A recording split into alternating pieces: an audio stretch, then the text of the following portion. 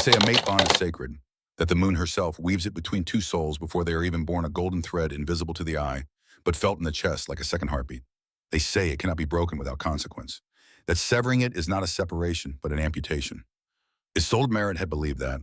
For 6 years, she had believed it the way a soldier believes in the ground beneath his boots, not because he thinks about it, but because his entire life depends on it being there.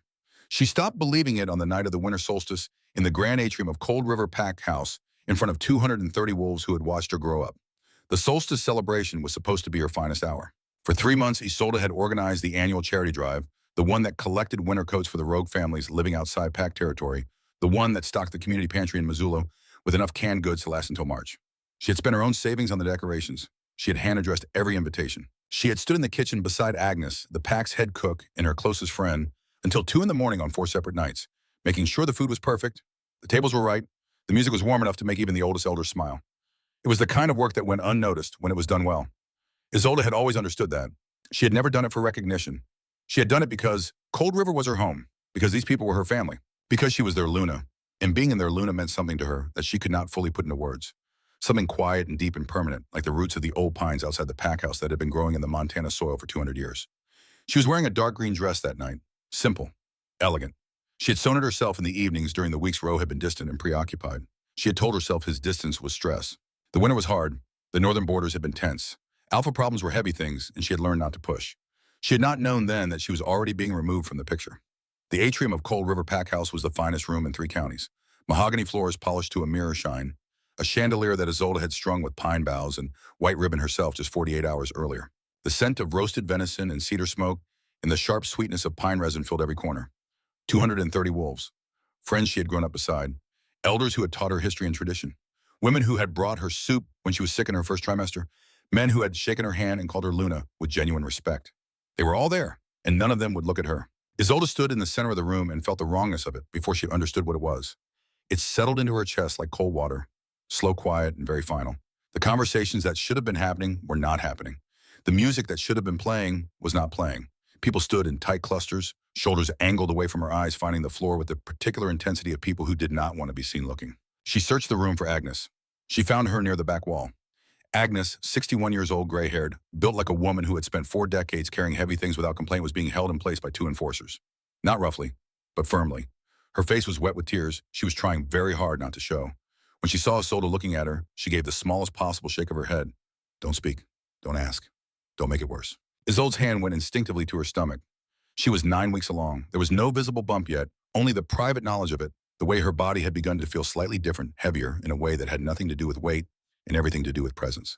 She had told Roe 2 weeks ago. He had held her in the kitchen and pressed his face into her hair and said nothing for a long time, and she had taken his silence for the kind of joy that runs too deep for words. She had been wrong about that too. Roe Blackmore descended the stairs.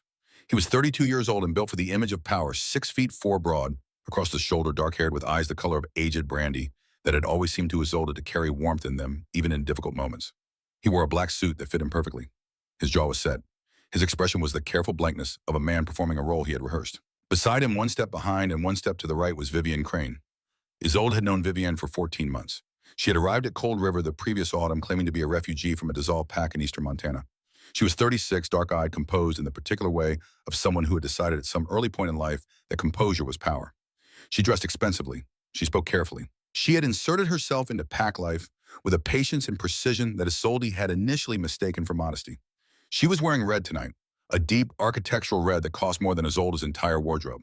Her hand rested on Roe's arm with a familiarity that arrived like a fist to the sternum. Isolde didn't move. She had learned in 6 years as Luna that there were moments when the only dignified response to a threat was stillness. She was very still now. Isolde. Roe's voice filled the atrium without effort. It was the voice she had fallen in love with, deep resonant, carrying the particular authority of a man who had never needed to raise it to be heard. She had loved that voice. She had fallen asleep beside it for 6 years. It hit her like a stranger's now. Roe. She kept her voice even. What is this? He descended the remaining stairs. The crowd parted around him in the way crowds always parted around alphas. Not from fear exactly, but from something older and more automatic. He stopped 10 feet from her, close enough that she could smell him cedar and cold rain, the scent she had spent 6 years associating with safety. It made her nauseous. We found the communications, he said, coordinates, patrol schedules, sent to the Southern Rogue Network over a period of 3 months, in exchange for safe passage. He paused. For you and the child. The room was absolutely silent. That's not mine, Isolde said. Her voice did not shake. She was proud of that. I have never seen whatever device you're referring to. I haven't left Pack territory in 4 months. Ask anyone who worked with me on the charity drive. Ask the elders. Ask, we also have the paternity results. Those 4 words landed differently than anything else he had said. They landed the way a door closing sounds when you know it won't open again. Roe's expression did not change. He was looking at her with the eyes of someone performing an unpleasant but necessary task, the same expression she had seen on his face when he had to discipline a pack member or deliver bad news to a grieving family. Efficient, detached, already looking past the moment to what came next. Dr. Fenwick ran the test on fetal DNA, he said. The child is not mine. Isolde heard the words. She understood them individually. But for several seconds, her mind refused to assemble them into meaning. That's not possible, she said. Isolde, there has been no one else. She said it clearly, not desperately, the statement of a fact, not the plea of a guilty woman. There has never been anyone else. Whatever Fenwick told you, he is lying, or he made an error, or someone tampered with the results. Enough. The word was not loud. It didn't need to be. The Alpha's aura hit the room like a pressure wave, subtle enough that most humans would have described it only as a sudden heaviness in the air, a reflexive urge to go quiet. Isolde felt it press against her like a hand on her chest. She stood her ground. Roe reached into the inside pocket of his jacket and removed a phone sealed in a clear evidence bag. He held it up so the room could see it. This was found in your personal effects, and he said, the messages began 11 weeks ago. I have never seen that phone. The last message was sent 3 days ago. Coordinates for the Eastern Patrol route. Roe. She took one step toward him. Look at me. Look at me and tell me you believe this. He looked at her, and she saw it, then the thing she had been trying not to see for the past several minutes, the thing she had been insisting to herself couldn't be real. His eyes were wrong, not cruel, not triumphant. Wrong in a deeper way, slightly unfocused, slightly too certain, carrying a flatness that she had never seen in them before. The warmth she had loved was not just absent, it had been replaced by something that wasn't quite him. She did not have the words for it yet. She would eventually, but not tonight. I, Roe Blackmore Alpha of Cold River Pack, hereby reject you, Isolde Merritt. The formal words, the ancient words. She had heard them spoken only once before in her life, at a pack gathering when she was 12 years old, when an elder had read them aloud from a historical document during a lesson on pack law. Even then, removed by decades in context, they had made the room feel colder. Hearing them spoken directly to her in her own pack house, by the man whose child she was carrying, the sensation defied description. The mate bond broke. It did not fade. It did not loosen. It broke a clean, catastrophic severance, as though something structural inside her chest had been removed without anesthetic. The golden thread that she had carried since the day she had first recognized Roe as her mate, at 22 years old in the parking lot of a gas station outside Missoula, in a moment so ordinary it had seemed impossible that thread simply ceased to exist. The pain was not metaphorical. Isolde's legs gave. She caught herself on a pillar to her right, one hand gripping the wood hard enough to leave marks in her palm. Her other hand pressed flat against her stomach. The baby. She focused on that. Only that. The room had erupted not in noise, but in the particular charged silence of a crowd witnessing something they hadn't expected to be as severe as it was. She could hear individual people breathing. She could hear Elder Whitmore, the oldest member of the Pack Council, make a sound low in his throat that might have been a word and might have been nothing at all. She straightened. It took everything she had. You are stripped of your rank, Roe continued. His voice was still performing, still detached. You are stripped of your name. You are declared rogue by the laws of this pack and by the ancestral laws governing traders found on pack territory. Roe, her voice was very quiet now, the voice of someone who has passed through a certain kind of pain and come out the other side of it into something colder and steadier. That is your child. Whatever she has told you, whatever you think you know, that is your child I am carrying. He did not react. Not a flinch, not a hesitation, not even the flicker of uncertainty that she had spent 6 years learning to read in his face. Take her to the northern border, he said to the 2 enforcers standing to his left. The Bitter Pass Road. If she survives, the spirits have rendered their verdict. If she doesn't, he paused. He turned away. Nature has its own form of justice. He walked back up the stairs. Vivienne Crane followed him. At the top of the staircase, just before they reached the landing, Vivienne glanced back over her shoulder. Just once. Her expression was not gloating, not triumphant, not even particularly interested. It was the expression of someone checking a box. They drove her for an hour. The truck was a rusted F250 that smelled of motor oil and wet dog. The bed was uncovered. She sat in it with her knees drawn to her chest, watching the lights of Cold River Pack House diminish and then disappear behind the tree line. And she thought about the dress she was wearing, which she had sewn herself, which had cost her 4 evenings of careful work, and which was now exposed to a Montana winter at elevation. The temperature gauge on the dashboard visible through the rear window read 22 degrees Fahrenheit and dropping. She was wearing the dress. She was wearing flat shoes appropriate for an indoor event. She had a thin cardigan over her shoulders that she had grabbed from the coat rack near the front door in the 3 seconds between being grabbed by the enforcers and being dragged outside a reflex, not a plan. Tobias was driving. He was 26 years old. He had joined the pack 3 years ago from a family out of Idaho and had always been quietly decent in the way that some people are decent without making a performance of it. He had brought her coffee twice during the charity drive when she was staying late to organize supply boxes. Unsolicited, just left it on the table beside her. He didn't look at her once during the drive. The truck stopped at a place she recognized by the shape of the ridge, the high-altitude pass where the tree cover ended and the wind came off the peaks unobstructed. They called it the dead zone informally among pack members who worked the northern border. The snow here, when a storm came through, could accumulate at a rate that would bury a full-grown elk in under 20 minutes. A storm was coming through now. The tailgate dropped. Izzy, Tobias, was standing at the back of the truck. He was not looking at her face. He was looking somewhere past her left shoulder into the darkness. "I'm sorry." "I know," she said. He helped her down, not roughly, almost gently. The truck's taillights faded into the whiteout within 90 seconds, leaving her in a darkness so complete it had texture. She walked. That was the first decision, and it was a simple one. Standing still was dying. Walking was the only alternative to standing still, so she walked. She walked with one hand in front of her to feel for obstacles, and one hand pressed flat against her stomach, and she counted her steps to give her mind something to do other than acknowledge what was happening to her body, which was beginning to shake with a violence that had nothing to do with fear and everything to do with physics. The wind was coming from the northwest. It was the kind of wind that found every gap in clothing with the precision of something intentional, something personal. It pushed her sideways. It screamed in her ears with a sound that was not like anything she had ever heard. A storm make lower than she expected, almost harmonic like the lowest note of an organ in an empty church. She had organized a winter coat drive 3 months ago. She had personally selected and packed 412 coats for rogue families who had no pack protection. She had carried boxes until her back ached. She had labeled everything by size, by age group, by warmth rating. She was wearing a cardigan in a Montana blizzard. There was something in that, something that under other circumstances might have been darkly funny. She did not laugh. She kept walking. Her feet went numb first, then her hands. The shaking that had started as violent shuddering gradually shifted into something more dangerous. A deeper, slower, cramping the muscles seizing rather than shivering, which she understood on some animal level, was a sign of a threshold being crossed. The body abandoning the attempt. She stumbled over a buried root and fell hard on her hands and knees, plunging into a drift that swallowed her to the waist. The impact was absorbed by the snow without drama. No crack, no echo. Just the soft, sudden engulfment of it. She tried to stand. Her legs were not cooperating. She tried again. Her arms pushed her halfway up and then gave. She lay there and she was aware with a strange and terrible clarity, the kind that arrives when the body has used everything and there is nothing left for pretense, that this was very likely the place where it ended. Not in the pack house, not on the road, here in the dark in a drift of snow in a forest that did not know her name. She rolled onto her side. She drew her knees to her chest. She curled her body around the only thing left worth protecting. "I'm sorry," she whispered. To no one. To the dark. To the small life that had done nothing to deserve any of this. "I'm so sorry." Her eyes closed. The cold past a certain point stopped feeling like cold. It felt like weight, like pressure, like the comfortable lying heaviness of deep sleep arriving at the wrong time.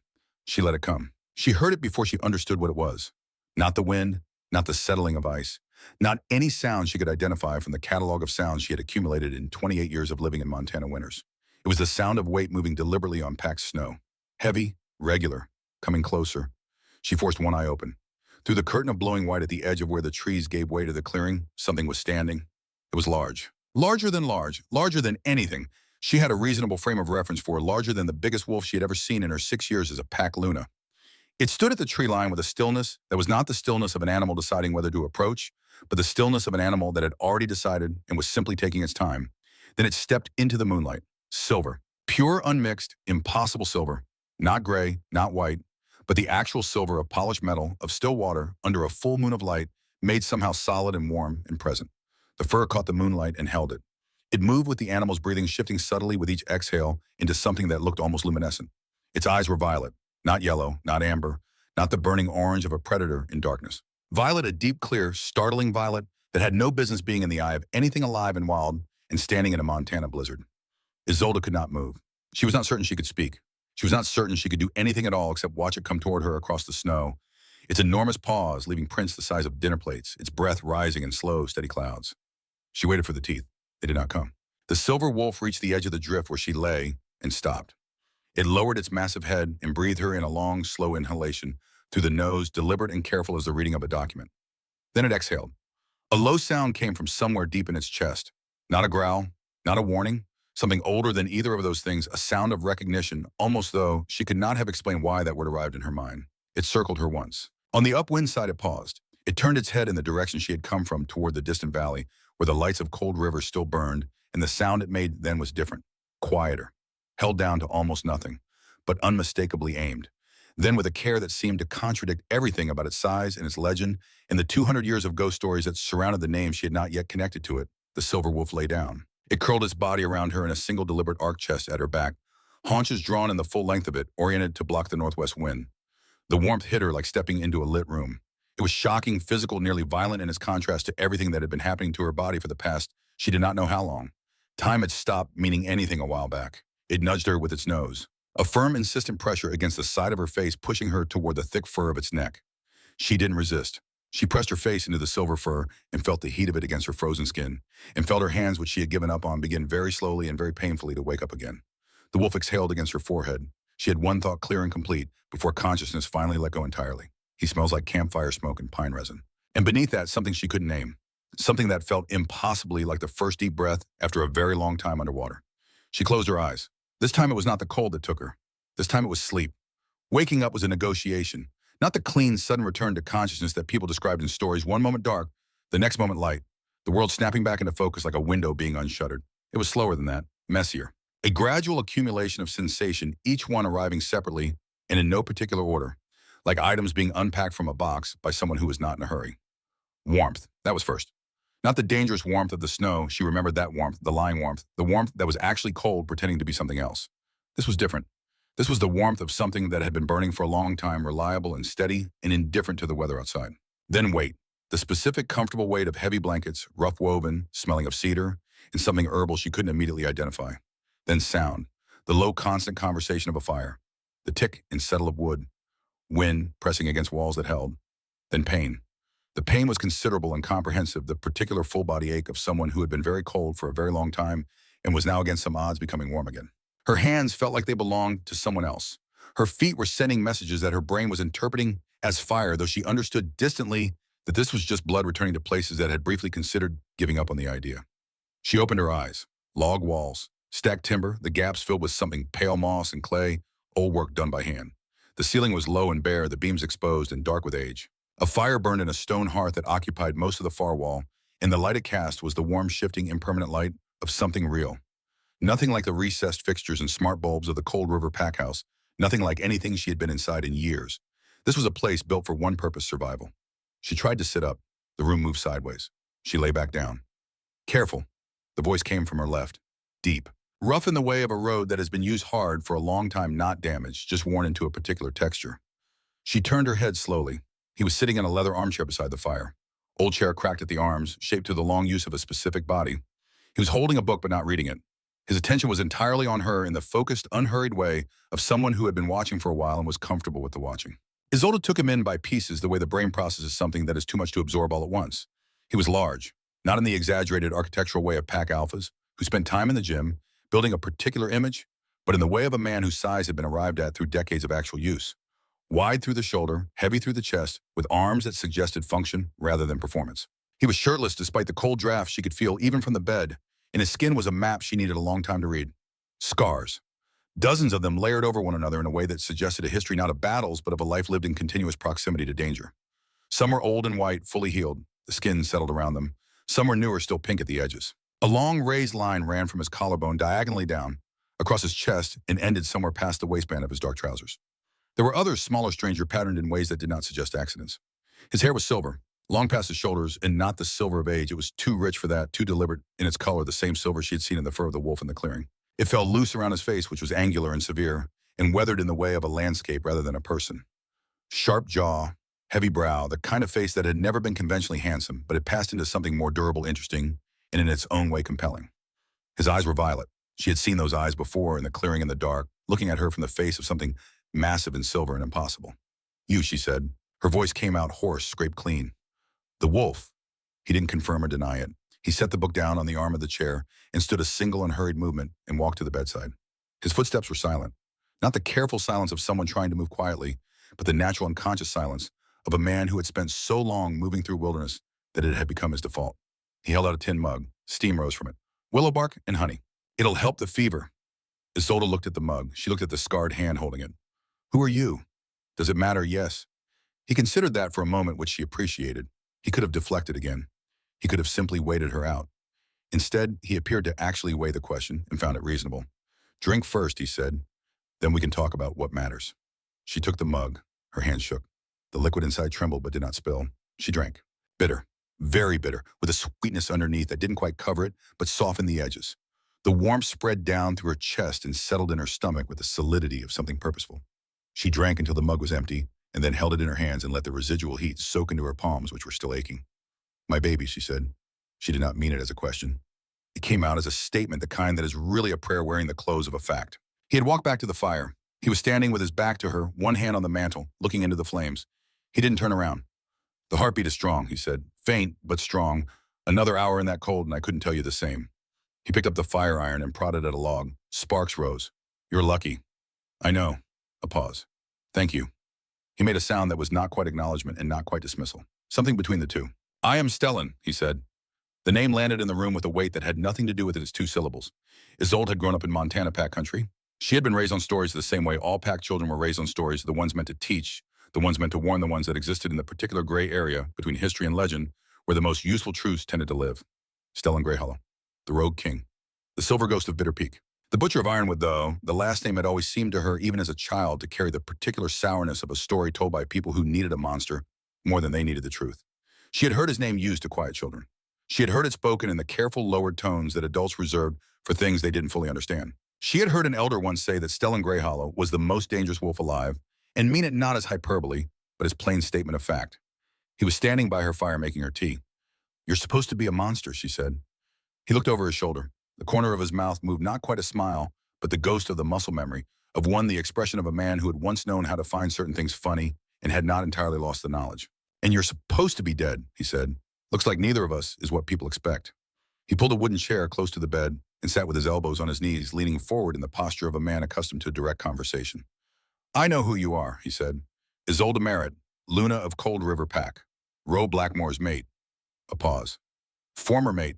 The word landed like a stone dropped into still water, the ripples of it spreading out through her chest in ways she was going to be feeling for a very long time. "Why did he throw his pregnant mate into a blizzard?" Stellan asked. No judgment in the question, just a clean, flat delivery of someone who wanted accurate information. Isolde looked down at the empty mug in her hands. The shame arrived, as it always did, without invitation. Hot and stinging. She had done nothing wrong, she knew that, in the part of her that was still thinking clearly. But shame was not interested in logic. Shame arrived where there was pain and made itself at home. "He rejected me," she said. "He believes the child isn't his. He believes I passed information to the Southern Rogue Network." She paused. "None of it is true." Stellan was quiet. Outside, the wind pushed against the cabin walls with a low, sustained pressure. The fire shifted. Somewhere deep in the logs, a pocket of sap ignited with a brief, bright hiss. "And are you," he asked, "a traitor?" She looked up and met his violet eyes directly. "I love that pack," she said. "I love those people. I organized their charity drives and sat with their sick children and learned the names of their grandparents and stayed up until 2 in the morning making sure their celebrations were right." Her voice was steady. "I would have died for them, and he didn't even let me speak." Stellan studied her face for a long moment. The way he looked at people she was already beginning to understand was different from the way most people looked at each other. There was no performance in it, no social lubrication. He was simply reading her, checking what he saw against some internal measure with the focused patience of a man who had learned at some cost the value of accuracy. Whatever he found seemed to satisfy the question he was actually asking. He leaned back, crossed his arms over his scarred chest. "The woman beside him," he said, "Vivian Crane. Where did she come from?" "She arrived 14 months ago, said she was a refugee from a dissolved pack in eastern Montana. She was..." Isolde stopped. She thought about how to describe Vivian Crane and found that the honest answer was simpler than she'd expected. She was patient. That was the thing about her. She was more patient than anyone I'd ever met. Stellan's expression did not change. But something in the room changed, a slight shift in the quality of the air, the way a temperature drop is felt before it is understood. "Vivian Crane," he said again, and the name in his mouth had a different texture than it had in hers. Harder, older, the way you say the name of something you have been looking for a long time and have not stopped looking for. "Yes. Why do you know her?" He stood up. He walked to a heavy iron door set into the far wall, a door she had not paid attention to until now, set below the level of the main floor with a lock that looked like it weighed as much as she did. He took a key from around his neck on a cord and held it without inserting it. He stood there for a moment with his back to her. "Stay here," he said. "Stellan, what is it?" He unlocked the door. Cold air rose from below. He went down without answering, pulling the door shut behind him with a finality that did not invite further conversation. Isolde sat in the silence of the cabin and listened to the fire and understood for the first time that the Silver Wolf was not simply hiding from the world. He was hiding from a war, and she had, without knowing it, just told him the enemy had a new face. 3 days passed. Stellan emerged from the basement to sleep. She heard him settle into the armchair in the hours before dawn and to bring her food. Always without comment, always more than she could eat, which she eventually understood was intentional. He brought venison stew thick with root vegetables. He brought cornbread, which surprised her. He brought more of the willow bark tea, and on the second morning, something else. A tincture from a brown glass bottle that he said was for the nausea, which he had apparently noticed without her mentioning it. He spent the rest of his hours below. When he came up, he smelled of old paper and something that was not quite anger, but was in the same neighborhood, the particular atmospheric weight of a man processing something that required careful handling. On the fourth morning, Isolde got out of bed. This was not a graceful event. Her legs had opinions about the plan that differed significantly from her own, and she spent a full minute sitting on the edge of the mattress, conducting a negotiation with her body before she could stand. But she stood. She found a pair of wool socks on the floor beside the bed, left there deliberately, she suspected, and she put them on. She found a heavy flannel shirt hanging on a peg near the door, clearly belonging to Stellan, and she put that on too. It fell to her mid-thigh, and the sleeves covered her hands entirely. She walked to the fire and sat on the floor in front of it with her knees drawn up, and she was still there when Stellan came up from the basement an hour later. He stopped when he saw her. She looked up at him. I was going insane in that bed. Something that was not quite a reaction crossed his face. He went to the kitchen area, a compact, efficient setup in the far corner. Iron pots, a cast iron stove, shelves of dried goods labeled in a handwriting that was small and precise, and began making breakfast without comment. They ate at the table by the window. Outside, the snow was still heavy, the world reduced to a swirling gray-white that made depth perception meaningless. The mountains she knew were out there were invisible. The past, she said. How long? At this rate, 3 weeks minimum, could be 5. She absorbed that, 5 weeks. She was 9 weeks pregnant, which meant she would be 14 weeks pregnant before the snow cleared. The first trimester with all its complications. Here, in this cabin, with this man. I need to understand something, she said. He was eating without looking at her. But she had begun to learn the difference between not looking and not listening. And Stellan Grey Hollow, she was discovering, was always listening. You knew who I was before you found me, she said. You said so that first night. You've been watching Cold River Pack. She set down her fork. You didn't find me by accident. A pause. No, he said. How long have you been watching? 8 months. Why? He set down his own fork. He looked out the window at the nothing visible beyond the glass. His profile in the gray light was severe and still, and gave nothing away that he wasn't choosing to give. Because I recognized the pattern, he said. He did not tell her everything that morning. He told her pieces, a sentence here, a detail there. The way a careful man releases information when he is not yet certain how much trust the situation has earned, not evasively, but with the deliberateness of someone who has learned that being wrong about trust is expensive. He had been alpha of Ironwood Pack in the northeastern foothills 10 years ago. A woman had arrived in winter, claiming to have fled an abusive situation. He had taken her in. Within 3 months, his maid, a woman named Clara, who had grown up in the pack and was loved by everyone in it, had begun to decline. Slowly, incrementally. In ways that looked at first like stress, and then like illness, and then like the specific heartbreaking decline of someone whose body was simply failing. Clara had died in March. The official cause on record was cardiac event.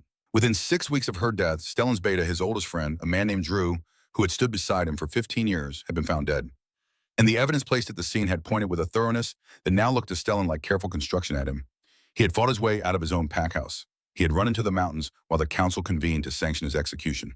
He had watched from the ridgeline as the pack he had built and protected and loved for 12 years turned on itself.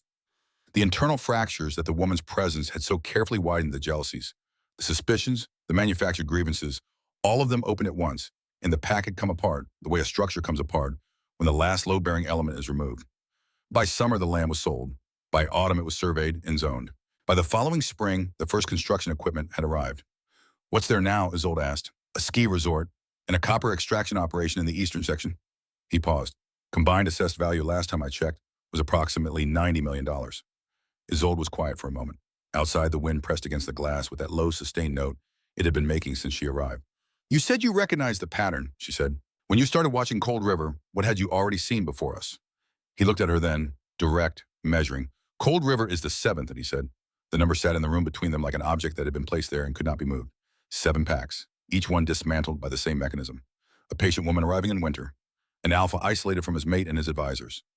Internal fractures carefully widened until they became chasms. Land sold before the dust had settled. The same woman, Isolde said. Not a question. Different names, different hair, different accent once. But yes, his jaw tightened. The same woman. Isolde thought about Vivian Crane, the patience, the precision, the way she had inserted herself so gradually into pack life that Isolde had actually admired it, had actually thought at one low point in the 3rd month that she was being uncharitable, that she was being the kind of Luna who resented outsiders and dressed it up as caution. She had not been uncharitable. She had been right. and she had been talked out of her own correct perception by the very skill of the person she was correctly perceiving. She came for the land, Isolde said. She comes for the land every time, Stellan said. The wolves are just the mechanism. The alpha is just the lock. And you have been tracking her for 10 years. Yes. Alone, a pause. Yes. Isolde looked at this man, this scarred, silver-haired, violet-eyed man who had spent a decade in a cabin on a mountain pursuing a woman who had killed his wife and destroyed his world, and who had, for reasons he had not yet explained to her satisfaction, lain down in a Montana blizzard to keep a stranger warm. Why did you save me? She asked. You could have watched from the ridge. It wouldn't have changed your investigation. He was quiet for a long time. The fire settled. The wind made it sound. When he spoke, his voice was lower than it had been. Not softer exactly. Stellan Greyhollow did not appear to do soft, but quieter. The voice of a man reaching for something he did not often reach for. Because I know what it is, he said, to be thrown away by the people who were supposed to choose you. He picked up his fork and resumed eating. He did not look at her again for the rest of the meal. The weeks that followed had a rhythm Isolde had not expected. Not comfort. Comfort was too large a word for what existed between two people who were still in most of the ways that mattered strangers. But structure. The particular structure of a life organized around necessity, which turned out to be surprisingly workable once you stopped measuring it against anything else. The nausea peaked in the second week and broke in the third. Stellan, without announcement or ceremony, adjusted what he cooked during that window. Less meat, more starch, smaller portions, more frequently, and never once mentioned that he was doing it. She did not thank him directly. She understood by then that direct thanks made him uncomfortable in a way that had nothing to do with ingratitude and everything to do with a man who had spent 10 years doing things because they needed doing and had stopped requiring acknowledgement for them. The generator died on a Tuesday night. The cold came in fast within 20 minutes of the power going. The temperature in the cabin had dropped enough that their breath was visible. Stellan had the backup oil lamps lit before she had finished pulling on her second layer. They dragged the two chairs close to the fire, close enough that the warmth was direct and the light was sufficient to read by. And that was where they spent the night, not by design, just by the practical logic of a cabin that had one working heat source. He told her about Drew that night. Not all of it, just the fact of him, a beta named Drew Calloway from a family out of Missoula who had been Stellan's second since they were 22 years old, who had a specific laugh that Stellan described with the careful precision of someone reconstructing something from memory as the kind that made other people laugh before they even knew it was funny. He did not say that he missed him. He didn't need to. Isolde listened without asking questions, and when he stopped, she said nothing, and the fire burned, and outside the broken generator sat in the cold, and neither of them moved to their respective sleeping places for another hour. In the third week, he handed her an axe. Not the small hatchet she might have expected, a full camp axe, hickory-handled, heavy enough that her first attempt at a swing went wide and buried the head in the snow beside the log, rather than the log itself. Stellan watched this without comment. He waited. She tried again. Her hands were wrong. The grip was wrong. Everything about the mechanics of it was wrong in ways she could not immediately diagnose. Choke up, he said, one instruction. Nothing else. She choked up on the handle. She swung again. The axe connected. The log didn't split. She hadn't hit with enough force, but it connected, and the contact traveled up her arms with a satisfying solidity that was completely unlike anything she had felt before.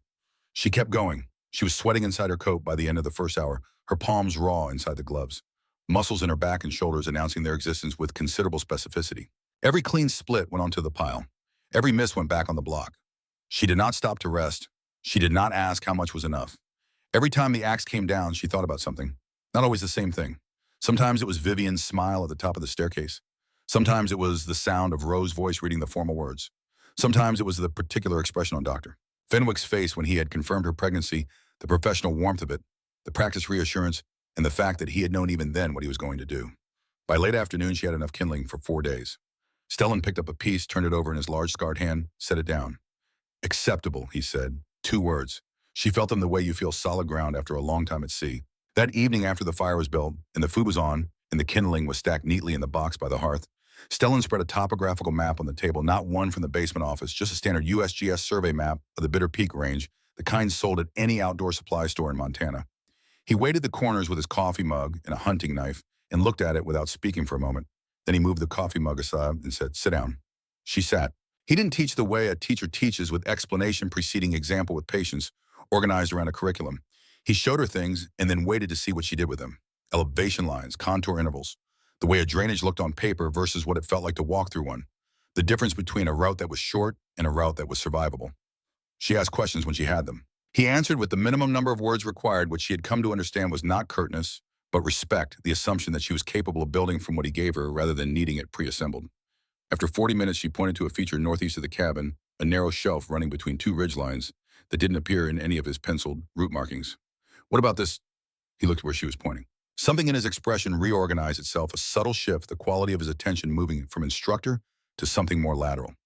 Game trail, he said, elk mostly, too narrow for a loaded pack in winter. But in spring, a pause longer than his usual pauses. In spring, it would cut 40 minutes off the eastern descent. She looked at the map. He looked at her. The fire made its sound. He reached for the pencil and added the trail.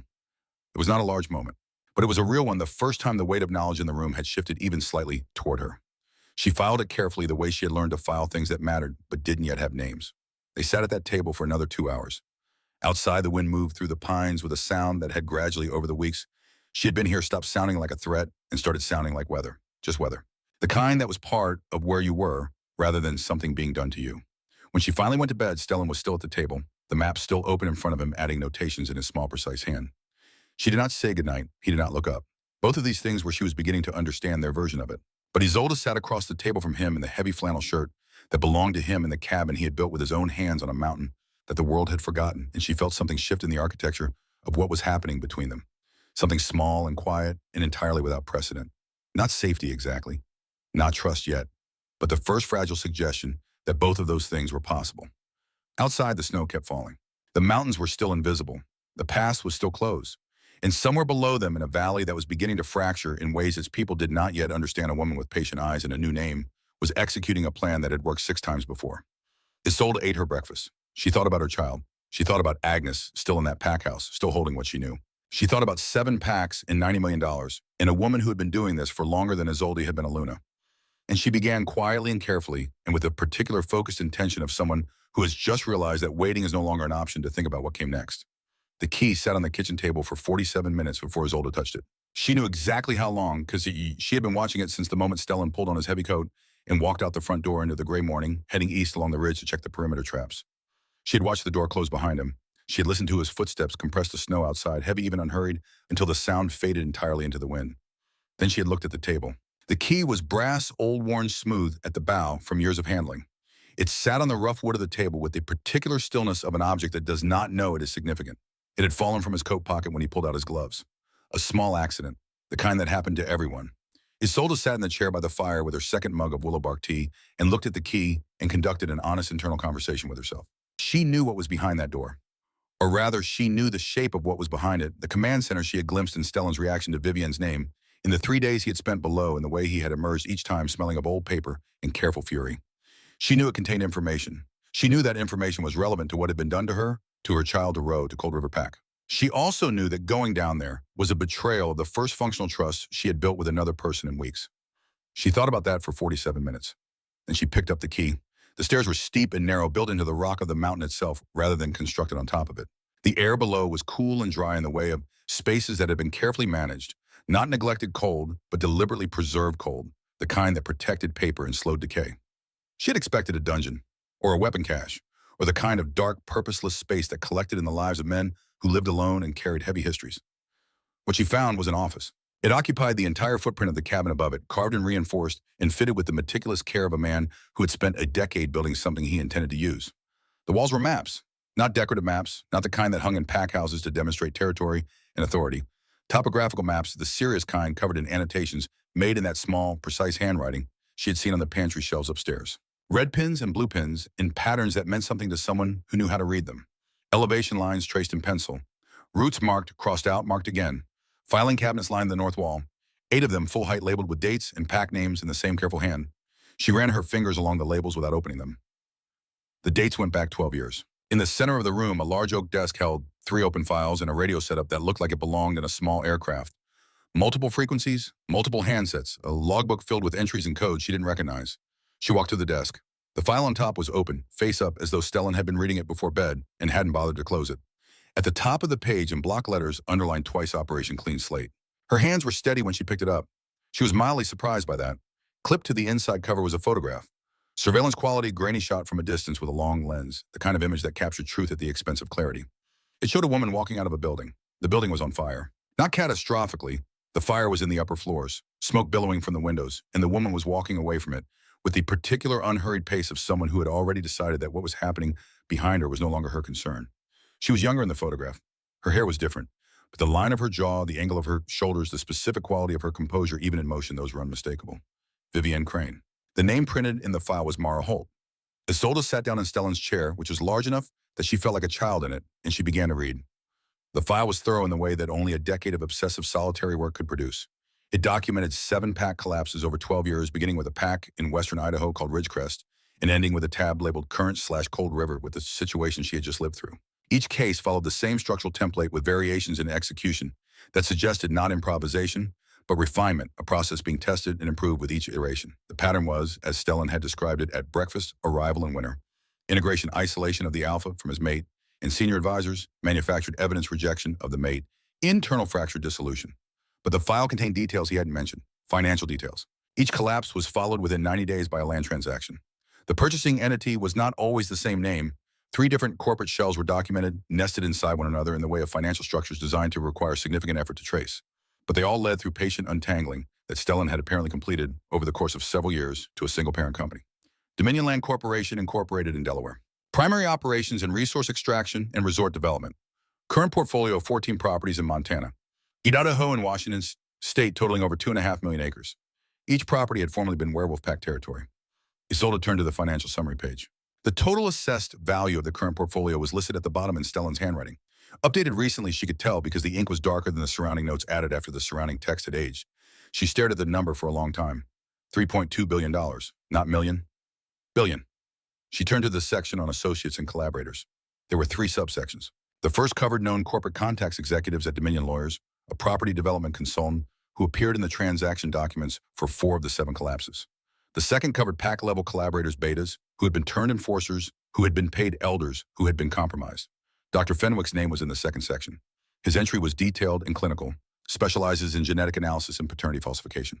Confirmed involvement in Ridgecrest, 2014, Blue Canyon, 2017, Cold River Current, compensation structure, lump sum, payment plus relocation assistance, post-dissolution. Isolde closed her eyes for a moment. She had sat beside Fenwick at packed dinners. She had thanked him when he confirmed her pregnancy. She had considered him in the abstract way of someone who didn't know a person well, but had no reason to distrust him to be a decent man doing a necessary job. She opened her eyes and turned to the third subsection. It was shorter than the others. 3 names each followed by a question mark. People Stellan had identified as potential contacts but hadn't been able to confirm. The third name on the list stopped her Commissioner Aldrich Western Wolf Alliance unconfirmed. She sat with that for a moment. The Western Wolf Alliance was the closest thing the werewolf packs of the Pacific Northwest had to a governing body, a loose coalition of pack representatives that handled inter-pack disputes, border agreements, and the kind of legal architecture that kept the werewolf world from dissolving into permanent territorial conflict. Commissioner Aldrich was its senior enforcement officer. She had met him once at a regional gathering and found him to be a compact, careful man of about 60, who spoke with the deliberate precision of someone who had learned to say exactly what he meant and nothing more. A question mark. Unconfirmed. She turned the page. The last section of the open file was a single sheet handwritten, rather than typed, and she recognized immediately that it was different from the rest. More recent, the ink fresh, the handwriting slightly less controlled than the careful precision of the rest of the documentation, as though it had been written quickly or in a state of something other than calm analysis. It was a timeline. Cold River Pack beginning 18 months ago. The entries were brief, dates and observations. Vivienne Crane's arrival. Initial integration. The first signs of Rose's behavioral shift: increased isolation from senior pack members. Reduced consultation with Elder Whitmore, altered patrol patterns noted at month 4. A reference to a compound Stellan had identified from a sample he had somehow obtained. The notation was cryptic. Just a chemical shorthand she didn't recognize. And a set of observed effects. Suppresses rational cognition. Heightens aggression and suspicion. Blocks mate bond recognition. Subject becomes highly responsive to directed suggestion from proximate individual. Effects accumulate with sustained exposure. Reversible with appropriate intervention within approximately 12 weeks of cessation. Reversible. She read that word 3 times. Below it in larger letters than anything else on the page underlined, once antidote Veritine compound. Blue glass vial. Refrigerated storage. 1 dose sufficient for full clearance within 60 to 90 minutes. And at the very bottom of the page, added later in a different pen, she could see the difference in the color of the ink. Fenwick will have it. He always keeps the antidote. Professional habit or personal insurance, either way it's there. You weren't supposed to see that. She didn't spin around. She didn't gasp. She had heard his footsteps on the stairs, that slight compression of wood under his significant weight, and had made a decision in the 3 seconds between hearing them and hearing his voice. She would not pretend she hadn't been reading. She would not apologize for being here. She would stand behind the choice she had made with the information she had found. She set the file down on the desk, carefully face up. She turned around. Stellan stood at the bottom of the stairs. He had snow in his silver hair and a cut along his left forearm from something on the ridge already clotting, already beginning to close, a werewolf's accelerated healing, doing its work. He was not holding his coat, which meant he had left it upstairs. He had come down immediately after finding the door unlocked. He did not look angry. He looked the way he had looked on the morning after she had first mentioned Vivian's name, tired. The specific tiredness of someone who has been carrying something alone for a very long time and has just had the weight unexpectedly redistributed. She's been doing this for 12 years, Isolde said. He walked into the room. He moved past her to the desk and looked at what she had been reading without touching it the way you look at something you know very well and don't need to examine. Yes. 7 packs. Yes. $3.2 billion in land. Current valuation. It was closer to 2.8 when I last updated the numbers. The resort development in the former Ironwood territory appreciated significantly last year. His voice was flat when he said that. Flatness, she was coming to understand, was how he managed things that would otherwise require more emotion than he had decided to spend. Roe can be saved, she said. The antidote. Fenwick has it. Probably. Then we have to go back. Stellan looked at her. The violet eyes were steady and gave nothing away before he was ready to give it. We, he said. Yes, we. She moved to stand beside the desk, closer to him, making the conversation physical as well as verbal. You have spent 10 years building this. She touched the edge of the file. Evidence, documentation, a complete picture of what she does and how she does it. You have everything except the moment to use it. I've been close before. I know, I read it. She had. Twice in the past 3 years, Stellan had gotten near enough to move, and each time a piece of the operation had shifted before he could close the distance. A name changed. A location changed. The target dissolved and reappeared elsewhere. But this time is different. How? Because this time she doesn't know you were here. She watched his face. She thinks I'm dead in a snowbank. She thinks Roe is completely under her control. She thinks the only person who could identify her pattern, she nodded toward the filing cabinets, is up on a mountain in Montana with no reason to move. She paused. She's not watching for us. She has no reason to be. Stellan was quiet for a moment that stretched long enough that she began to wonder if she had miscalculated something. You are 9 weeks pregnant, he said. I'm aware. The pass is at approximately minus 28 degrees Fahrenheit. The route down takes 6 hours in good conditions. In current conditions, it would take closer to 10, with the possibility of that number increasing significantly depending on weather. I know.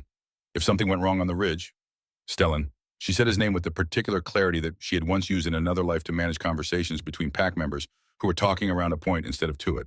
I understand the risks. I am not asking you to protect me from them. I am asking you to help me navigate them. Those are different requests. The silence this time had a different quality, not resistance, something more like recalibration. You organized charity drives, he said. I did, yes. You arranged flowers for pack banquets, among other things. You have never done anything like what you're describing. She looked at him steadily. Neither had I when I walked out of that truck and into a blizzard with no coat and no plan and 9 weeks pregnant, she said. And I walked for 40 minutes before I fell. I don't know what you expected from a woman in that situation, but I suspect it wasn't 40 minutes. Something happened in his face. Small, brief. The way a light shifts when a cloud passes, not a transformation, just a change in the quality of illumination. No, he said quietly. It wasn't. He looked at the filing cabinets. He looked at the maps. He looked at 10 years of solitary work spread across the walls of a room he had built himself in a mountain he had chosen because no one who wanted to find him would know where to look. The pack deserves better than what she's going to do to it, Isolde said. Her voice was quieter now, not less certain, just less formal. The argument was made. What was left was just the truth. Agnes is still in there. Elder Whitmore. Tobias, who did what he was ordered to do and hated himself for it. There are children in that pack house, Stellan. There are families who have lived on that land for 4 generations who don't know what's already been decided for them. She paused.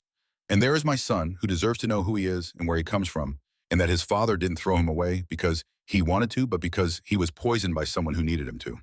She had not cried since the atrium. She had made a decision somewhere in the snow that crying was a resource she could not currently afford to spend.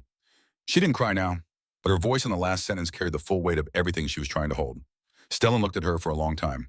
Then he walked to the metal cabinet in the far corner, the one she had not yet opened, and took out a key different from the one she was holding. He unlocked it. Inside 2 heavy tactical vests, a rack of equipment she couldn't fully identify, and on the bottom shelf, a small refrigerated unit with a glass front. Inside the refrigerated unit, arranged in a foam insert, were 6 blue glass vials. Veritine compound.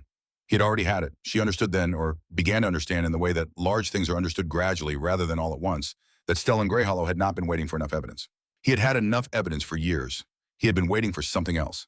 He turned to face her.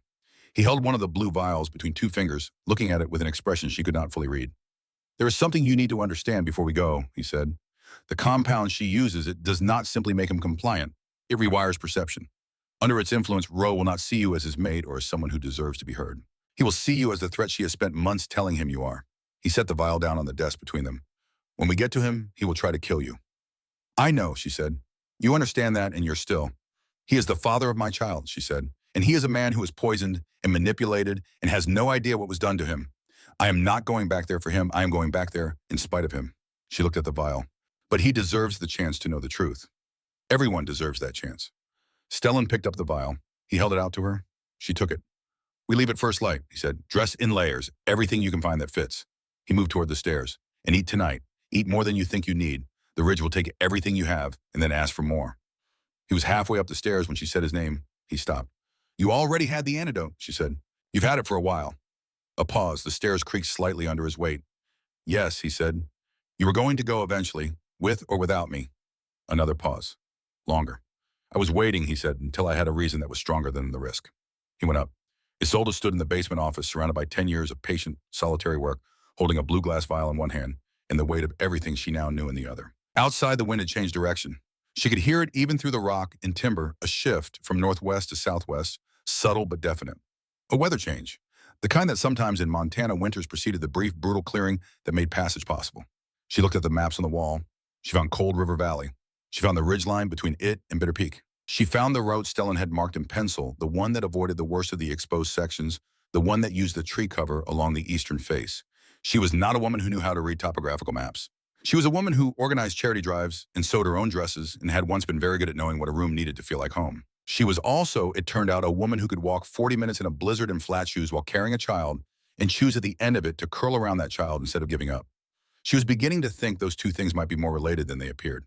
She put the vial carefully in the pocket of the flannel shirt. She went upstairs to eat. They left at first light.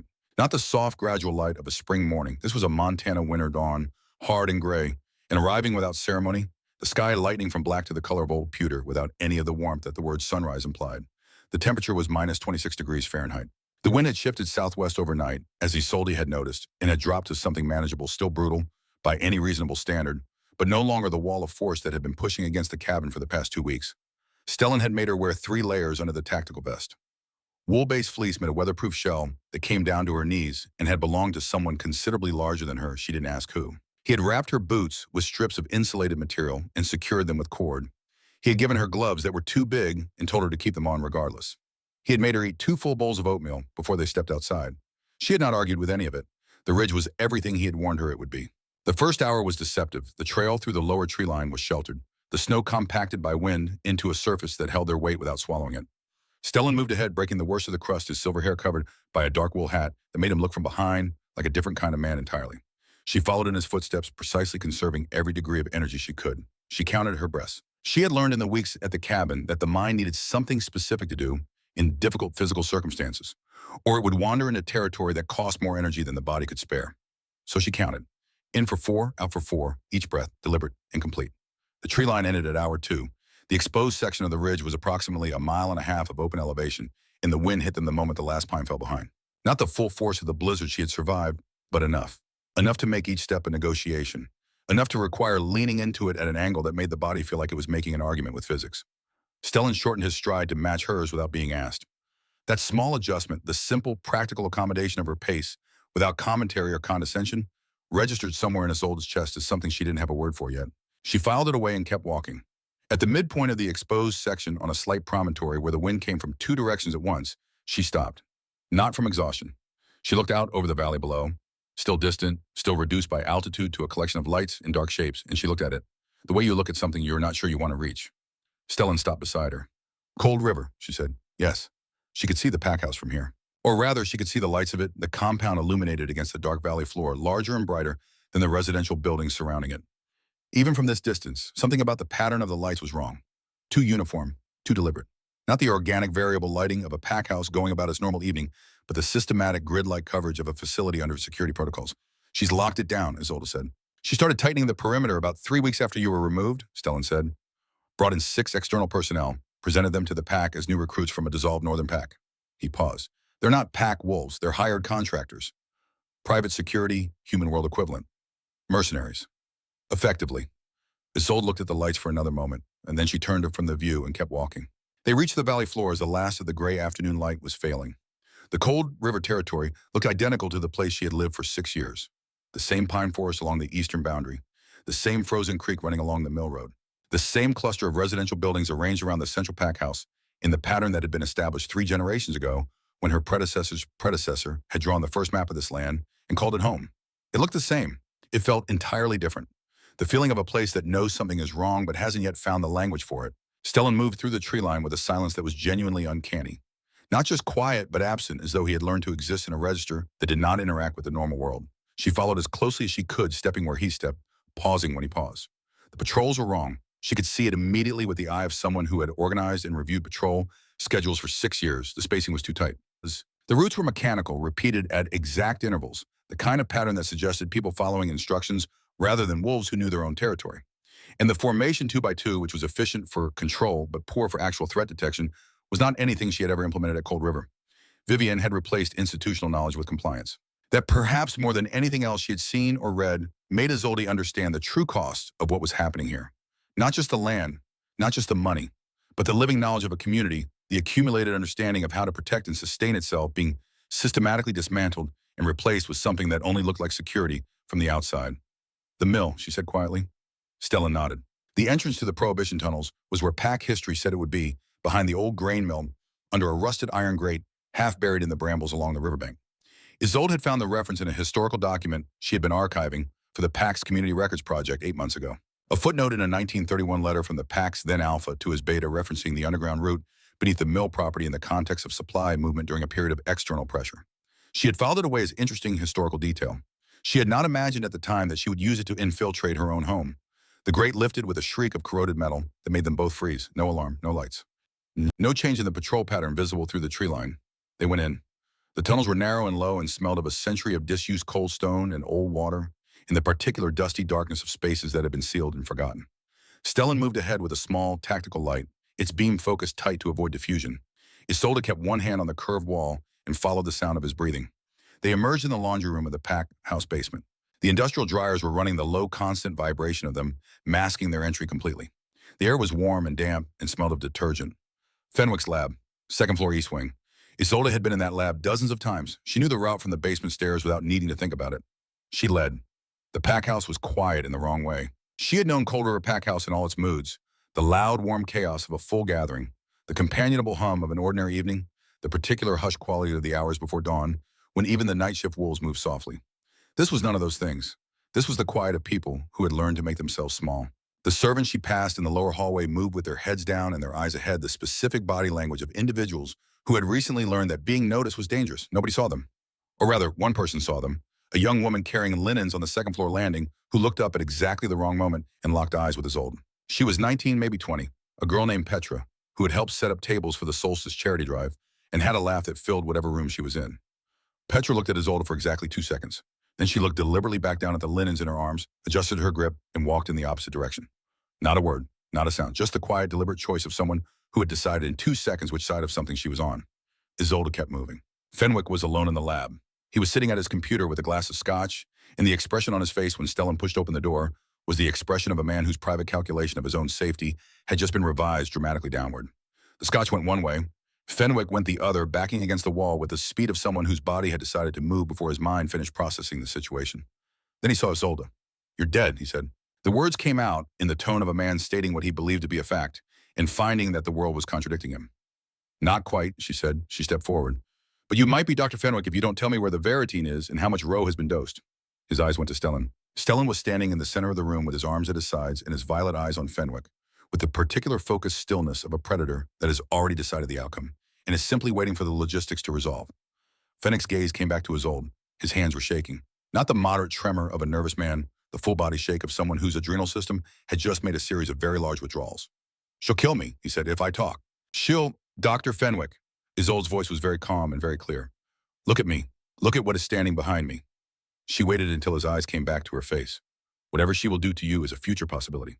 What Stellan Greyhollow will do to you is a present certainty if you don't open that safe in the next 30 seconds. Fenwick looked at Stellan again. Stellan said nothing. He didn't need to. Fenwick went to the safe. His hands missed the combination twice. On the third attempt, the lock clicked and the door swung open. He pulled out a file and held it out without being asked, a man in the full surrender of someone who has been waiting on some level for the moment when holding on became more costly than letting go. "The real results," he said. "The paternity confirmation. It's a boy, strong markers, clear alpha inheritance." Isolde took the file. She opened it. She read the result summary once carefully and then closed it and held it against her chest for a moment before tucking it inside the vest. The dosing protocol, Stellan said, his first word since entering the room. They landed with the weight of something inevitable. Fenwick pointed to the refrigerated cabinet along the east wall. Second shelf, blue vials labeled V compound. He's been receiving it in his food for approximately 9 months. Microdoses, gradual accumulation. He swallowed. The concentration now is he's significantly compromised. You'll need to get a full dose into his bloodstream directly. Intramuscular, it won't be immediate. 60, maybe 90 minutes for full clearance. Side effects, Isolde said. Convulsions possibly as it flushes. Disorientation. He may not recognize you immediately even after clearance begins.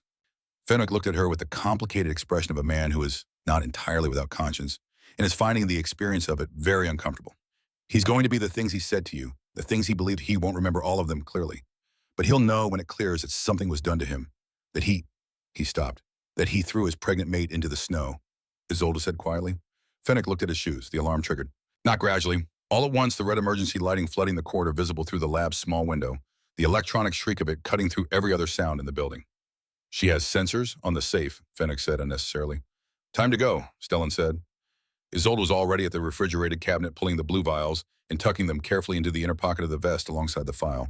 Her hands were completely steady. She registered this with a distant, almost academic interest, the steadiness of someone whose body had decided that fear was a luxury the current moment couldn't accommodate. She prepped a syringe from the supply tray on the counter. Clean practice the way she had done it 100 times, helping injured pack members who came to the clinic after hours when Fenwick wasn't available. She capped it and tucked it in her sleeve. Lock him in, she said to Stellan, nodding toward Fenwick. Gently. Stellan looked at Fenwick. Sit down, he said. Put your hands on the desk. Stay there. Fenwick sat. He put his hands on the desk. He looked for the first time in the interaction like a man who had made a decision he could live with, however late it had arrived. They went out. The hallway outside was filling. 4 of Vivienne's external contractors were coming from the north stairwell, large men in the generic tactical clothing of people performing a security function rather than protecting a home. Behind them at the far end of the corridor, Vivienne Crane stood with her hands clasped in front of her and her dark eyes moving across the situation with the calm assessment of a professional evaluating a complication. She looked beautiful, and she looked dangerous, and she looked at Isolde with an expression that was not hatred or triumph, but something more dispassionate and therefore more frightening, the expression of a project manager encountering an unexpected variable. Kill the rogue, she said. Her voice carried the particular quiet authority of someone who had given this kind of instruction before and expected it to be followed without discussion. Bring me the woman. Stellan moved. He did not shift immediately. He had the vest off in one motion, and the shift happened mid-stride, the cracking and reshaping of bone and mass that was always, no matter how many times a werewolf witnessed it, a staggering thing to see. By the time the first contractor reached him, the silver wolf was already there, massive, blinding silver, in the red emergency lighting filling the corridor from wall to wall. The sound he made was not a howl. It was a single sustained note, low and resonant, and carrying in it the accumulated authority of a man who had been alpha of a large pack, who had held that position for over a decade, who had spent 10 years alone on a mountain, with nothing to do but become more completely himself. It was the sound of something that had not been diminished by what had been done to it. The contractors hesitated. That half second was all Isolde needed. Go! His voice in her mind arriving through a channel she hadn't known existed between them until this moment, clear and direct, and carrying an urgency that needed no translation. She ran. She took the east corridor at full speed past the portraits of pack alphas that she had dusted and straightened, and walked past 1,000 times past the meeting room where she had organized the charity drive planning sessions, past the closed door of the room where she had first told Ro about the baby. She did not look at any of it. The door to the alpha's office was at the end of the hall. She hit it with her shoulder at speed, and it gave not locked, which meant Ro was inside and conscious, because Ro had never locked that door in 6 years, and she was counting on the fact that even 9 months of chemical manipulation had not erased that particular habit. He was standing by the window, 6'4", dark-haired. The brandy eyes she had loved for 6 years were wrong bloodshot and unfocused, and carrying the flat, overcrowded quality she had seen in the atrium, the look of a man whose perception had been so thoroughly colonized by someone else's narrative that he could no longer find his own. He looked terrible. He had lost weight. The suit was immaculate, Vivienne's doing. She suspected the maintenance of the performance, but underneath it, his face was gaunt and gray in the way of someone who had not been sleeping properly for months. He turned when she entered. You, he said. His voice was distorted at the edges, slightly too tight, the vocal equivalent of a signal coming through interference. You came back. Ro, she kept her voice level. She kept her hands visible. She moved into the room slowly, not toward him, just into it, reducing the distance between herself and the door behind him, while keeping herself out of his immediate reach. It's me. It's Isolde. She said you would come. His hands flexed at his sides. His eyes were tracking her with a hyper-vigilant attention of someone who had been told repeatedly and convincingly that the person in front of them was dangerous. She said you would try to use the pregnancy. She said you would come back and Ro. She stopped. She was close enough now, not to touch him, not yet, but close enough that she could see beneath the damage the man she had spent 6 years building a life with. He was still in there, buried under 9 months of careful poisoning and deliberate isolation, but present. She had to believe that. Look at me, not at what she told you to see. Look at me. His hands were shaking. The conflict in him was visible, a physical thing manifesting in the tension of his jaw, in the tremor in his hands, in the way his eyes kept trying to focus on her and kept sliding away as though his perception had been trained to refuse the direct signal. She poisoned you, Isolde said. 9 months, your food, every day. She reached into the vest for the file. She held it up. This is the real paternity result. Fenwick had it in his safe. It's a boy, Roe. He has your markers. He is yours. Liar. The word came out cracked, like something said under duress rather than conviction. I know you don't believe me right now. She took one step closer. I know what she's done to your mind. I know you can't trust your own perception of me, but your body knows the truth. Somewhere under all of it, you know. He lunged. She dropped to her knees, not in fear, not in the paralysis of someone caught without options. She dropped deliberately with intention into the posture of absolute submission, knees on the floor, chin down, neck exposed. The oldest signal in pack language, the one that predated words in logic and 9 months of chemical manipulation. I trust you with my life, even now, even like this. His claws stopped 1 inch from her throat. His hand was shaking violently. The sound coming from him was not a growl. It was something that had no clean name, something that lived in the space between pain and conflict, in the desperate, suppressed recognition of someone fighting their way back to themselves through fog. Isolde, he whispered. She moved. The syringe was in her hand and into his thigh in one motion, clean, practiced, complete. She pressed the plunger down and withdrew, and she said without stopping and without looking away from his face, I'm sorry. I'm so sorry, Ro. He went down, not violently. The convulsion was less dramatic than she had feared, a sustained shudder rather than a collapse, his body moving through it with the mechanical efficiency of a system executing a necessary process. She lowered him, guided him, took the weight of his head into her lap, and kept her hands on him while the Veritine worked. She had loved this man. She had built a life around him. She was not certain, sitting on the floor of his office with his head in her lap and her hand on his jaw, what she was going to feel about him when this was over. But that question belonged to the future, and the future was not her current responsibility. Right now, her responsibility was simple: make sure he survived long enough to know the truth. The door to the office came off its frame. Vivienne did not kick it. It simply gave, as though the structural integrity of the building itself had decided to accommodate her entrance. She had shifted partially, not full wolf, but the intermediate form that some very strong wolves could hold, larger than human, the jaw extended, the eyes fully animal. Her contractors were not with her. Somewhere in the corridor behind her, the sounds of the fight between Stellan and the hired security had reached a different register. Fewer impacts, more silence, the specific quiet of a situation that has been resolved. She looked at Isolde on the floor, with Rose's head in her lap, and something crossed her face that was the closest she had come in the entirety of their acquaintance to genuine emotion. Annoyance. Touching of Vivienne said, her voice carried even in the altered form, precise and controlled.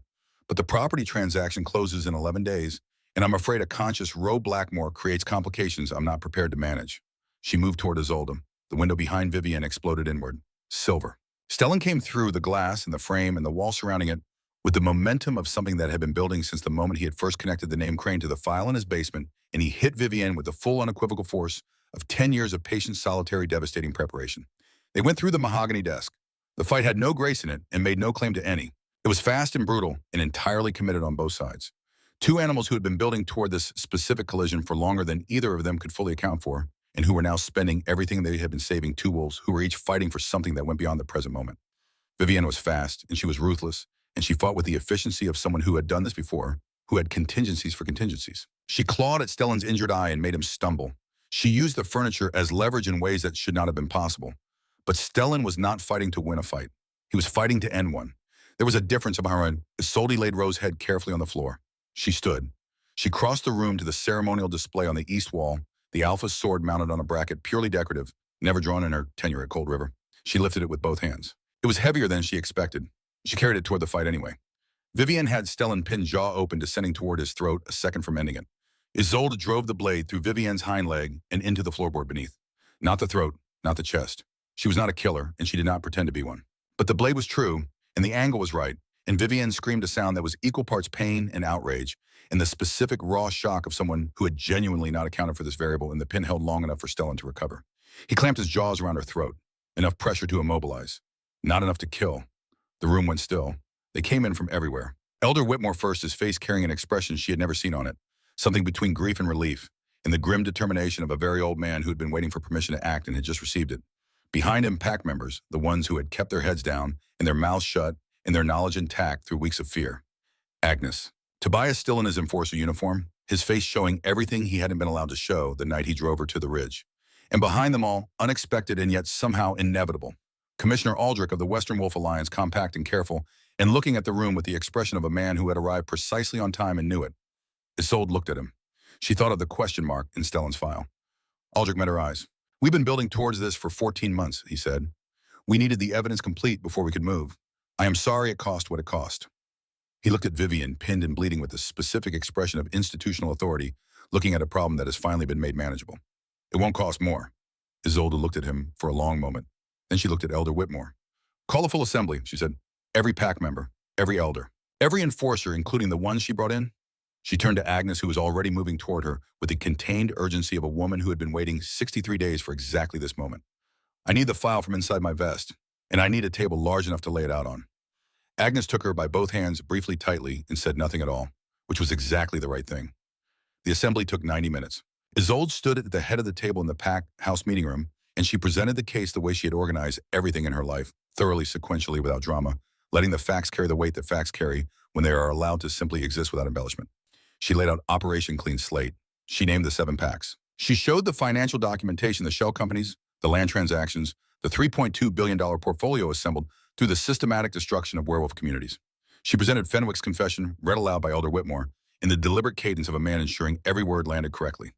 Agnes stood up and showed the photographs, 4 months of careful, quiet documentation. Vivienne meeting Dominion representatives. Vivienne receiving payments. Vivienne passing pack security protocols to people who had no business having them. Tobias stood up and described what he had witnessed in the weeks between Isolde's removal and tonight. Commissioner Aldrich presented the Alliance's formal findings, which corroborated the file at every significant point and added 3 additional financial connections that Stellan had not yet traced. Vivienne Crane, restrained now her wound, dressed her composure intact in the way of someone who had made peace with a contingency they had always known was possible, said nothing throughout. She sat in her chair with her hands folded and her eyes ahead and offered no defense because she understood that no defense was available and that silence was the only remaining form of control she could exercise. When it was done, Elder Whitmore looked around the room. "The charges," he said, "are clear. The evidence is complete. The Alliance has jurisdiction over cross-pack criminal enterprise under the Covenant of 1987. He looked at Aldrich. "Commissioner." Aldrich stood. "Vivienne Crane, also known as Mara Holt, also known as Rachel Vane, and 4 other aliases. You are hereby charged under Alliance jurisdiction with 7 counts of organized pack dissolution, 1 count of conspiracy to commit murder, and 1 count of chemical assault against a sitting alpha." He paused. "You will be remanded to Alliance custody pending formal proceedings. Dominion Land Corps' assets within Alliance territory are frozen effective immediately. Restitution proceedings will begin within 90 days. Vivienne looked for the first time directly at Isolde. "You organize charity drives," she said. Her voice was even almost curious, carrying the tone of a professional giving genuine credit to an unexpected outcome. "You arrange flowers." "Yes," Isolde said. "I did." She held Vivienne's gaze until Vivienne looked away. Roe was conscious when she found him. He was sitting against the wall of his office where she had left him, the color returning to his face in slow, incremental degrees, the brandy warmth reappearing in his eyes like a light coming back on in a room that had been dark for a long time. He looked up when she came in. He looked at her for a long time without speaking. When he did speak, his voice was very quiet. "What have I done?" Not a question. The tone of a man who is receiving the full accounting of his own actions and finding it worse than anything he could have imagined. "You were poisoned," she said. "For 9 months. What you did was the result of what was done to you." "That's not—" He stopped. He pressed the heel of his hand against his eyes. "That's not absolution, Isolde." "No," she agreed. "It's not." She stood in the doorway. She did not go to him. The distance between them was appropriate, not punitive, just honest. She had made a decision somewhere between the basement and this room, at a point she couldn't precisely identify, and the decision was clear. "The child will know you," she said. "When he's old enough, and when the circumstances are right, he will know his father. I won't take that from him." She paused. "But I am not coming back here, Ro, and I am not your Luna." He nodded, slowly, as though each degree of the movement cost him something. "Where will you go?" he asked. She looked over her shoulder through the broken window toward the north where the mountains were, toward Bitter Peak, invisible from here, existing in the darkness beyond the valley. "Home," she said. They walked out together through the front doors of Cold River Pack, House Isolde, and Stellan side by side into the cold Montana night. The snow had stopped. The sky had cleared with that brutal, indifferent suddenness that Montana winters occasionally produced, and the stars were extraordinary, the kind of stars that require genuine darkness to exist, the kind that the light pollution of most of the modern world had erased entirely. At the edge of the forest, Isolde stopped. Stellan stopped beside her. She looked up at the stars for a moment. Then she looked at him, this scarred, silver-haired, violet-eyed man who had lain down in the snow around a stranger and given her his warmth, who had walked 20 miles in a blizzard for ginger root and crackers, who had spent 10 years alone on a mountain building, a case that the world would one day need, who had waited by his own admission for a reason stronger than the risk. "You could have gone in there any time in the last 8 months," she said. "You had enough." "Yes. You waited for me." He looked at the stars. I waited, he said, until there was someone worth building something after for. The wind moved through the pines above them, soft and directionless, the way wind moves when it has no particular agenda. Isolde took his hand. He looked down at their hands, then up at her. His expression was the expression of a man who had not expected after everything to be standing in a forest in Montana holding someone's hand and finding that the world had not ended because of it. Take me home, she said. They walked north into the dark toward the mountains, toward Bitter Peak, toward the cabin with its stone hearth and its stacks of books and its key on the kitchen table, and the room on the south side that still had enough space she had been thinking for a crib and a rocking chair and a window that caught the morning light. Behind them, Cold River Pack House burned bright with the activity of a community beginning the long work of remembering who it was. Ahead and visible in the darkness, the mountains waited. The spring came to Bitter Peak the way spring always came to High Montana. Not gradually, not with any particular fanfare, but with the sudden, almost aggressive insistence of a season that had been waiting long enough and was done with patience. The snow retreated up the slopes. The creek below the cabin, frozen since November, found its voice again. The meadow to the south of the cabin, which Isolde had not yet seen unfrozen, turned out to contain wildflowers, purple lupine, and Indian paintbrush. In a low yellow bloom, she didn't know the name of that, carpeted the entire south-facing slope in a color that looked in the afternoon light almost like gold. She sat on the porch in the rocking chair that Stellan had made from bent ash and rawhide during the long weeks of February, when the snow had been too deep even for him to move easily on the ridge. He had made it without telling her what he was making, working in the evenings by the fire, and had placed it on the porch one morning without comment. Leo was 6 weeks old. He was small and definite and possessed already of a personality that made itself known through the volume and specificity of his opinions. He had his biological father's dark hair, a thick, surprising amount of it, which the pack midwife who had come up the mountain in March had said was unusual. His eyes, which had been dark at birth, were changing. She had noticed at first in the third week a shift at the edges of the iris, subtle but unmistakable. Violet. She was thinking about that, about what it meant and what it didn't mean, and what she was going to tell Leo when he was old enough about all of the things that his eyes carried when the screen door opened behind her. Stellan came out. He was wiping grease from his hands with a rag, the generator again, which required his attention approximately twice a week, and received it with the methodical regularity that he applied to everything that needed maintaining. He stopped when he saw them. His face did the thing it did when he looked at Leo. The thing that was the opposite of the mask he showed the rest of the world. The softening of all the severe angles into something that was not quite tender, because he was constitutionally incapable of tender, but was the closest available approximation. He came to stand beside the rocking chair. He looked at Leo. Leo, in the manner of a 6-week-old human who has been asleep for 40 minutes and is making calculations about the immediate future, was beginning to move his small face in the preliminary way of someone considering whether to wake up. He's going to scream, Stellan said, keeping his voice below the threshold. Probably, he's been practicing. He's getting better at it. He is. She looked up at Stellan. That concerns me slightly. The corner of his mouth moved. Below in the meadow, 11 people were working. A young man named Garrett, barely 20, who had arrived first with his white flag and his ragged coat, and his sick sister, who was recovering now in the room on the east side and gaining weight at a rate that Agnes, who had come up the mountain 3 weeks after the Cold River Assembly and had no apparent intention of leaving, described with professional satisfaction at every meal. Behind Garrett, others. A mother with a healed leg, an old man who turned out to have spent 40 years as a structural engineer before pack life had claimed him entirely, a teenage girl who had not yet spoken more than 20 words to anyone, but who appeared every morning at the woodpile and worked without being asked. And more arriving in ones and twos, each one carrying the specific quality of someone who had heard a story and followed it to its source. Silver Peak Pack. It did not yet have formal status with the Alliance. That process had been initiated and would take several more months. It did not yet have defined borders or a governance structure beyond the basic operating principles that Stellan had laid out on their first morning work. Don't steal, don't threaten the woman or the child. It did not have much of anything that a pack by conventional definition required.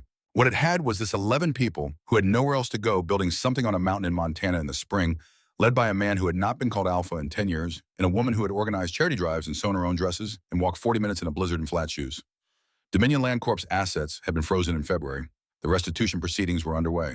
3 of the 7 dissolved packs had surviving members who were being located and contacted by Alliance representatives. The process of returning land to communities slower and more complicated than the process of taking it had been but proceeding. Vivienne Crane had entered Alliance custody without resistance. Her formal proceedings were scheduled for late summer. The Alliance's legal counsel had described the evidence as, in professional understatement, comprehensive. The Western Wolf Alliance had passed in March the Mate Bond Protection Act, the first formal codification in the Alliance's 70-year history of legal protections for mate pairs against chemically induced manipulation. It had passed 14-1, the dissenting vote coming from a representative who had subsequently resigned his position under circumstances the Alliance had described as unrelated. Elder Whitmore had read the act into the record personally. Roe Blackmore was still the alpha of Cold River Pack. He was rebuilding quietly and with the particular grim focus of a man who understood the magnitude of what he had failed to prevent and had decided that understanding it clearly was the only form of accountability available to him. He had not contacted Isolde.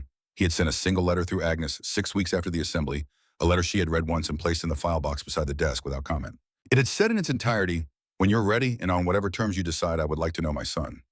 Until then, I will try to be worth knowing." She had not yet decided when she was ready. She thought she might be eventually. Leo made a sound that was the preliminary to something larger. Stellan reached down and lifted him from her arms with the practiced, unhurried confidence of a man who had surprised himself over 6 weeks with how natural this felt. He held the baby against his chest, and Leo, confronted with the specific warmth and specific sound and specific scent of this particular person, made a different calculation and subsided. Isolde watched this. She thought about all the things she might say about the year that was ending and the one that was beginning, about the strange geography of grief and gratitude that she was living in, about what it meant to lose everything you had built and discover in the rubble that what you were was considerably more than what you had. She said none of them. Instead, she said, "There's enough space in the south room for a second chair." Stellan looked at her over Leo's dark head. "A rocking chair," she clarified, "for when he won't sleep and we're both up." Stellan looked back out at the meadow at the 11 people working in the gold afternoon light, at the mountains still carrying their winter white above the tree line, at everything that had accumulated around them without either of them quite deciding it would. "Ash or pine," he said. "Surprise me." The wind moved through the lupine below the porch. Leo slept. The mountains held the sky the way mountains do, without effort, without acknowledgement, simply by being what they were. And on the south-facing slope of Bitter Peak, in the last of the afternoon light, Silver Peak Pack went about the work of becoming.